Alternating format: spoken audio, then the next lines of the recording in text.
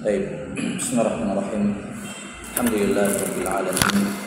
Wassalatu wassalamu ala asyrafil anbiya'i wal mursalin nabiyina Muhammadin wa ala alihi wa sahbihi ajma'in. Asyhadu an la ilaha illallah wahdahu la syarika lah wa asyhadu anna Muhammadan abduhu wa rasuluh.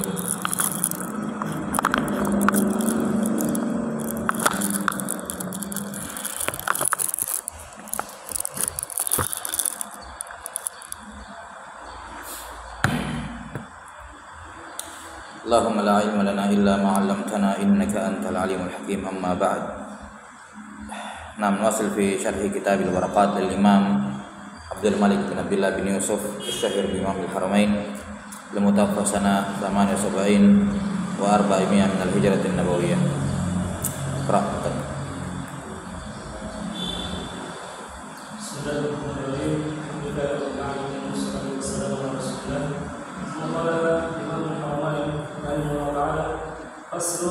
ومن شرط المفتي أن يكون عالما بالفقه أصلا وفرعا خلافا ومذهبا وأن يكون كامل الآلة في الاجتهاد عارفا بما يحتاج إليه لاستنباط الأحكام من النحو واللغة ومعرفة الرجال وتفسير الآيات الواردة في الأحكام والأخبار الواردة فيها ومن شرط المستفتي. Qala rahimahullahu ta'ala, fasal terkait dengan syuruqul mufti. Ini merupakan pembahasan terakhir ya dari mawadhi atau maudhu ilmu usul fiqih atau masail ilmu usul fiqih terkait dengan al-mustafid, halu al-mustafid. Di mana al-mustafid yakni orang yang bisa mengambil faidah secara mubasyarah, mengambil faidah secara langsung dari dalil-dalil ijmali yang sudah disebutkan sebelumnya. Dan mereka adalah al-mujtahid. Mereka adalah al-mujtahid. Nah, al-mujtahidun. Karena hanya al-mujtahid yang bisa langsung menggunakan dalil-dalil tafsili, dalil-dalil ijmali itu secara langsung. Nah, demikian pula yang mendapat faidah, yang bisa memanfaatkan atau yang mendapatkan manfaat dari dalil-dalil ijmali tersebut adalah al-mustafti atau al-muqallid. Al-mustafti peminta fatwa ya, atau al-muqallid, walaupun bentuk istifadahnya mereka biwasitah, dengan perantara, yaitu melalui perantaraan siapa? Si mujtahid atau si al-mufti tersebut. Karena itulah asal pembahasan dalam usul fikih itu terkait dengan mujtahid, al-mufti. Adapun terkait dengan al-mustafti atau al-muqallid itu sebagai tatmiman lil faidah ya, atau tatmiman lil qism, hanya menyempurnakan pembagian saja jenis. Kalau ada mufti berarti ada mustafti, kalau ada mujtahid berarti ada muqallid. Tapi asalnya yang dibahas adalah mujtahid. Qala rahimahullah, wa min syartil mufti, gitu ya. Di antara syarat al-mufti yang dimaksud adalah al-mujtahid. Ya. Al-mufti di sini maksudnya adalah al-mujtahid. Sehingga fatwa yang dimaksud di sini adalah al-ijtihad. Fatwa yang dimaksud di sini adalah apa? Adalah al-ijtihad. Nah, dan yang dimaksud dengan mufti di sini, mujtahid di sini adalah mujtahid mutlak. Yang dimaksud dengan mufti di sini adalah al-mujtahid al-mutlak. Baik. Karena akan disebutkan syarat-syarat nanti yang mana syarat-syarat ini jelas bahwa yang dimaksud dengannya adalah mujtahid mutlak. Qala rahimahullahu ta'ala, wa min syartil mufti, di antara syarat al-mufti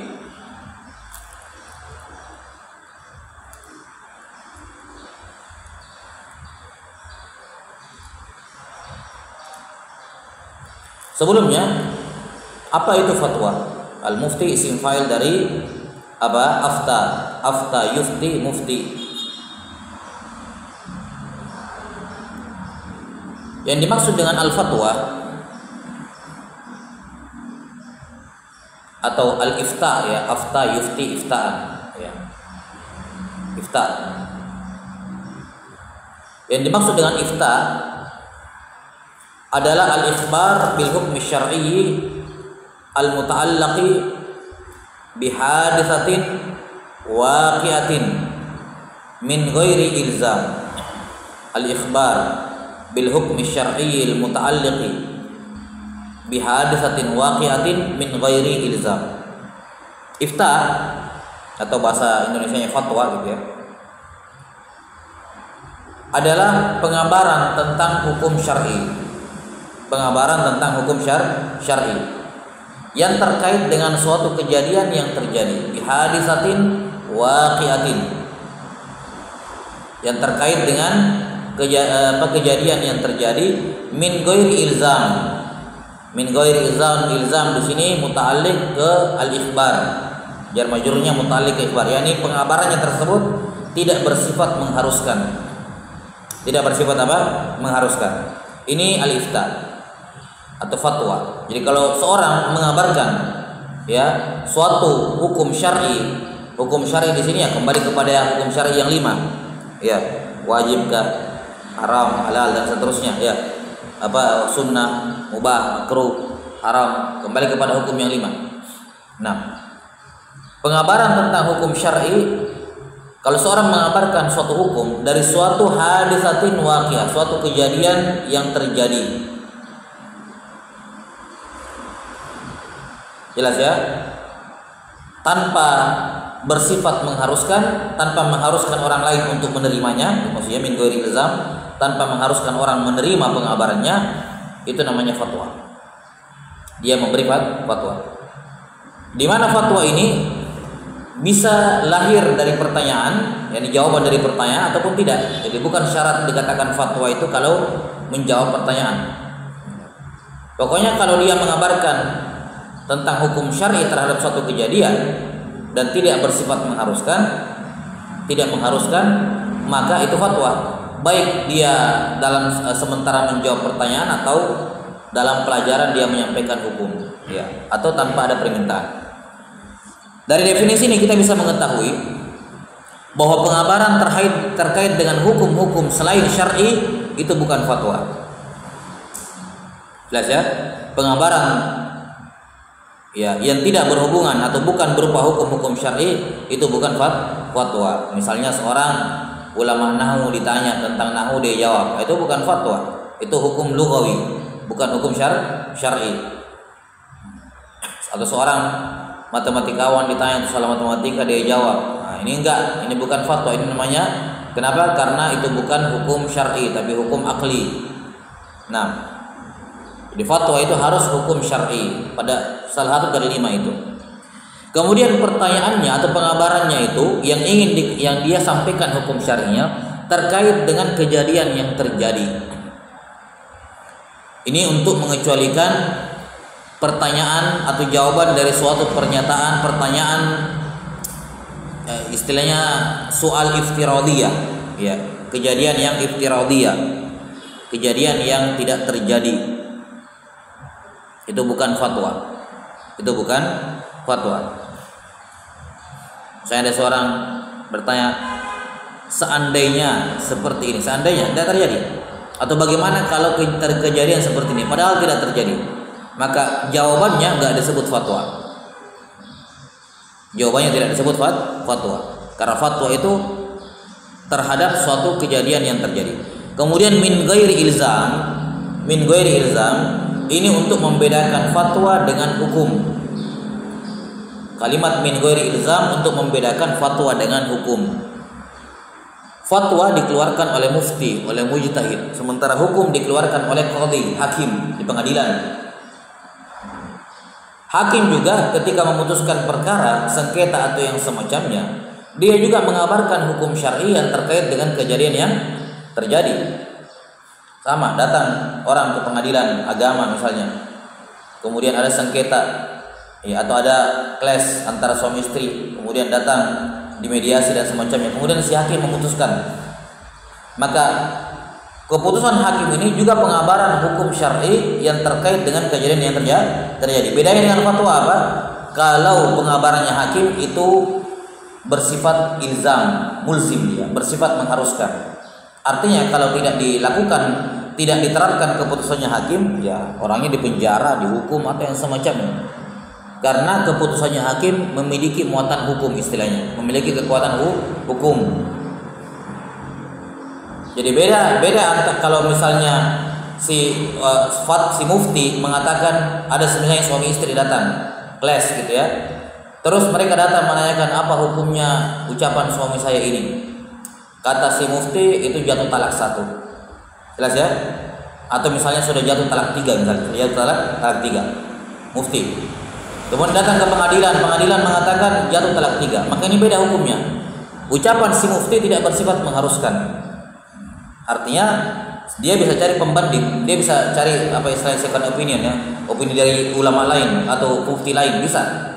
Dan kalau dia langgar fatwanya si mufti, misalnya enggak belum talak 3 ini, misalnya kan ada apa istilahnya ada hal yang lain atau ada info lain gitu ya, apa second opinion dari alim lain boleh, dan tidak ada keharusan dia mengikuti fatwa alim tersebut. Tapi kalau pengadilan sudah mengatakan sudah jatuh talak 3, itu berlaku. Kapan ketahuan masih sama-sama dihukum, ya?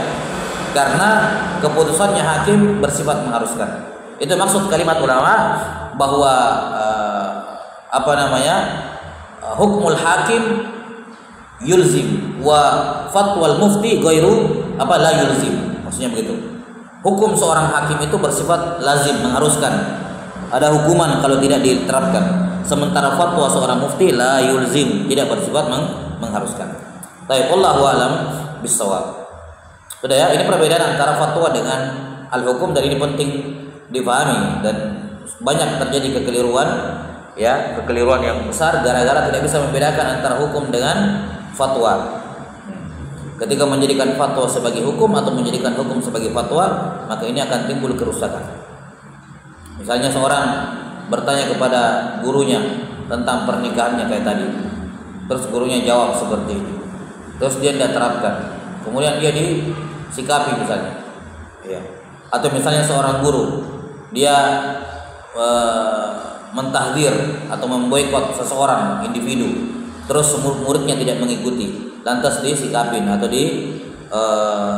tahdir juga misalnya karena tidak mengikuti fatwa gurunya, pendapat gurunya. Ini hal yang keliru, jelas ya.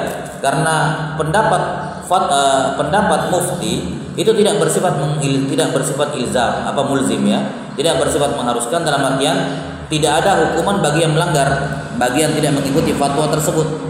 Nah, beda kalau pengadilan yang menetapkan terus tidak diikuti, maka ini harus dikenakan hukuman, apakah sifatnya ta'zir atau yang semacamnya. Baik, wallahu a'lam bishawab. Sudah ya terkait dengan definisi al-fatwa. Qala rahimahullahu taala wa min syartil mufti. Di sini min litab'id. Nah, yakni sebagian dari syarat-syarat mufti. Ya, para ulama menyebutkan banyak syarat-syarat seorang mujtahid mutlak.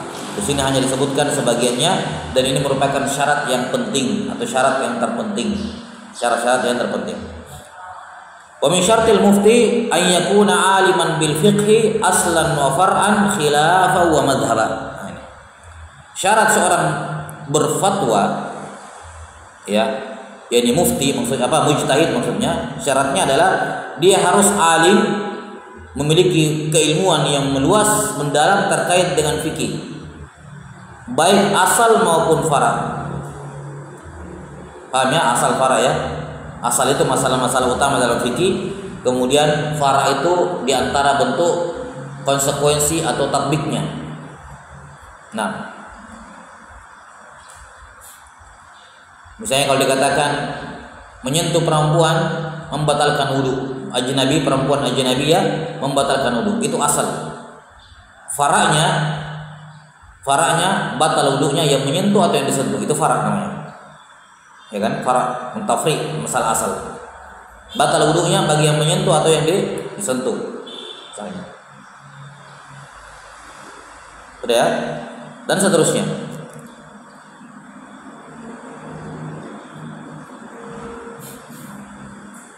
Misalnya contoh lain, asal boleh ummi bermakmum kepada ummi. Kemudian ada tafsil di bawahnya, fara'. Ya. Nah, jadi afwan, bukan seperti. Contohnya misalnya asal misalnya yang dikatakan misalnya la ya ummul qari bi ummi. Itu asal. Qari tidak boleh beramum pada ummi. Kemudian farad di bawahnya. Bagaimana kalau ummi beramum kepada ummi? Seterusnya. Jadi bisa dikatakan asal itu yang tersebut dalam mutun. Rata-rata semua yang tersebut di mutun itu apa? Asal. Furu ya syarahnya, hasyiah yang tersebut di hasyiah dan seterusnya. Walaupun tidak semua yang tersebut di syarah itu farah ya, tapi jelaslah maksudnya apa. Jadi harus paham tentang fikih aslan wa far'an, khilafah wa madhhaba. Yani dia harus paham tentang madhab dia sendiri aslan wa far'an dan khilafan, yakni paham madhab-madhab yang lain. Jadi dia paham terkait dengan perbandingan madhab dalam fikih. Ini syaratnya. Makanya kalau kita lihat mujtahid, mereka alim terhadap mazahib ulama yang hidup sebelumnya. Ya, Imam Malik rahimahullah paham terkait dengan mazhabnya Imam Abu Hanifah, ya, dengan mazhabnya sebelumnya misalnya masalan Sauri dan seterusnya dari para ulama sebelumnya. Demikian pula Imam Syafi'i paham terhadap akwalnya mazhabnya Imam Malik dan Imam Abu Hanifah dan seterusnya. Maka dia harus memiliki apa? Pengetahuan terhadap mazhab dia sendiri dan khilaf, mazhaban wa khilafan. Ya, maka di sini jelas ya beda antara ilmu fikih dengan ilmu khilaf. Ilmu fikih itu ya satu mazhab, mempelajari mazhab tertentu. Ilmu khilaf itu perbandingan mazhab yang sudah mempelajari perbedaan pendapat, perbedaan mazhab. Nah, dia harus paham ini dulu. Jelas ya? Maka tidak boleh seorang tidak sah dikatakan seorang mujtahid mutlak. Ya, tidak boleh seorang tidak bisa dikatakan mujtahid mutlak kecuali dia memiliki penguasaan terhadap mazhabnya dan mazhab orang lain. Nah, kemudian syarat yang kedua,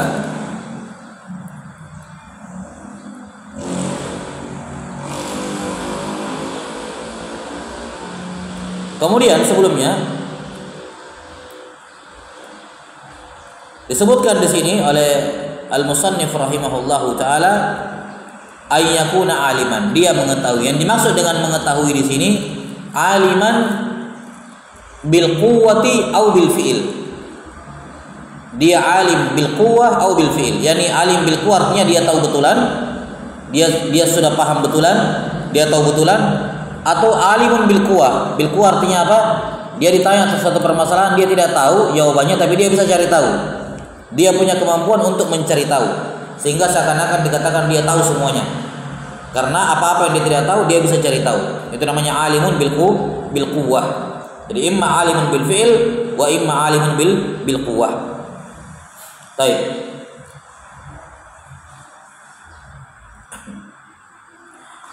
Nah, berangkat dari sini dipersyaratkan mufti itu harus paham tentang usul fikih. Dia harus paham dalil-dalil ijmali, syarat penggunaan masing-masing, syarat-syarat penggunaan masing-masing dalil, ya. Jelas sampai sini? Hakikatnya syarat-syarat pemanfaat penggunaan tatbik setiap dalil, kemudian paham ketika terjadi ta'arud, bagaimana mentartib baina al-adillah. Makanya di matan di sini tidak disebutkan tidak disebutkan usul fikih karena sudah tercakup dalam fikih. Iya, jelas ya. Alimun bil fi'il atau alimun bil quwwah mengharuskan dia paham tentang usul fikih.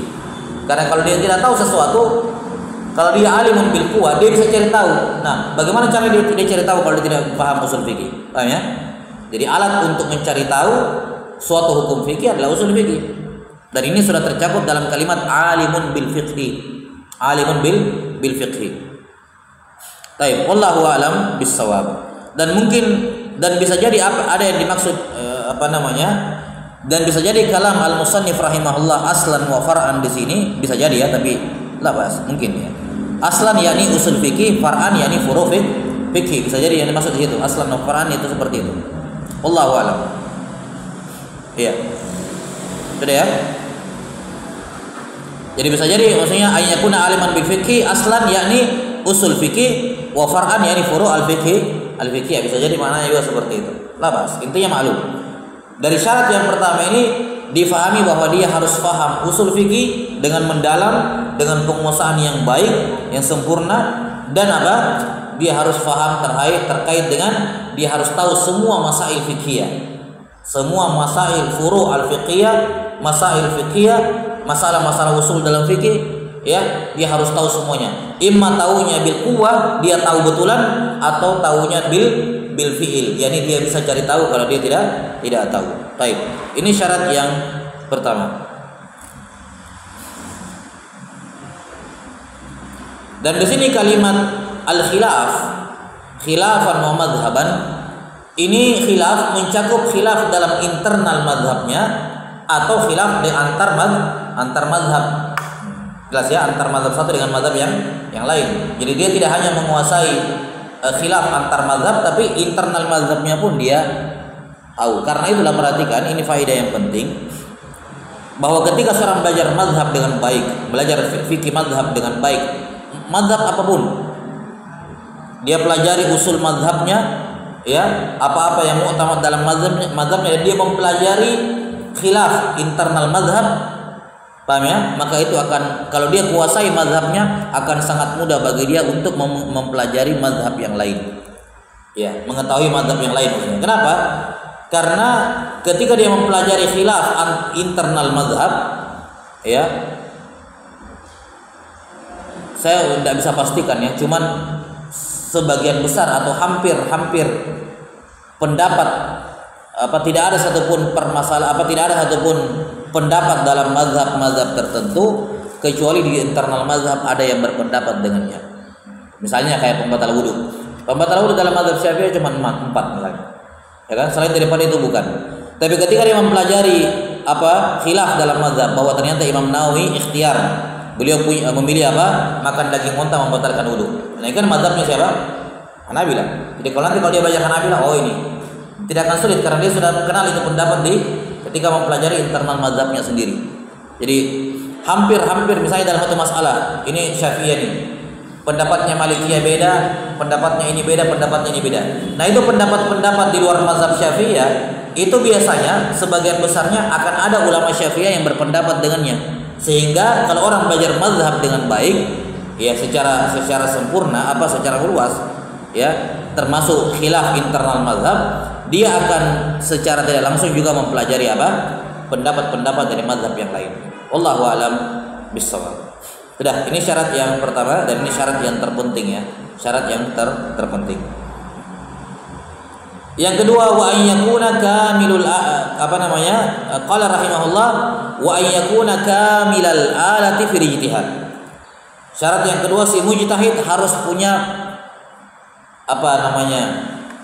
alat,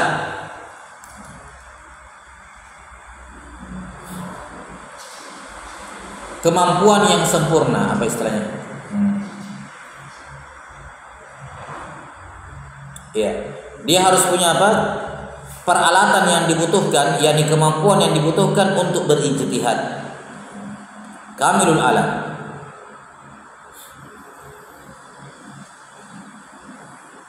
Saya lupa istilahnya. Ya. Bagaimana caranya? Ya, tentu saja ya orangnya harus cerdas. Jelas ya? Memang otaknya itu IQ-nya bukan di bawah, bukan rata-rata. Karena untuk mengambil hukum beristimbat itu butuh kecerdasan, butuh nalar yang bagus, akal yang sehat, ya. Sahihul dzihn, basirul aqal. Nah, dia tidak kebingungan ketika melihat dalil-dalil yang bertentangan. Makanya para ulama mujtahidun ya orang-orang yang IQ-nya dari rata-rata pasti. Karena memang dibutuhkan kecerdasan, ya, kemampuan menalar yang sangat bagus, ya, kemampuan menalar yang tinggi, ya, pola pikir yang benar, cara berpikir yang benar, ini penting. Nah, kalau dia dari bawaan lahirnya sebagaimana para sahabat, orang-orang yang memang cara berpikirnya sudah benar, ya bagus. Tapi kalau belum atau pikirannya terkontaminasi dengan kerusakan, ya maka dia harus benarkan cara pikirnya dengan misalnya belajar ilmu mantik. Bagaimana cara berpikir yang benar, bagaimana caranya membangun argumen yang benar, bagaimana caranya berdebat berdiskusi yang benar. Ya, cara berpikir yang benar harus. Jangan sampai dia terjatuh dalam kesalahan dalam berlogika. Nah, ini penting. Jadi dia harus punya akal yang baik, nalar yang sangat baik, ya sempurna gitu ya dalam tanda kutip. Ya. Yang sangat membantu dia dalam berijtihad. Baik, Allah taala alam bisawab. Cukup dulu sampai sini. Dan tapi bihadzal qadar sallallahu ala nabiyina Muhammadin wa ala alihi wasallam. Alhamdulillah.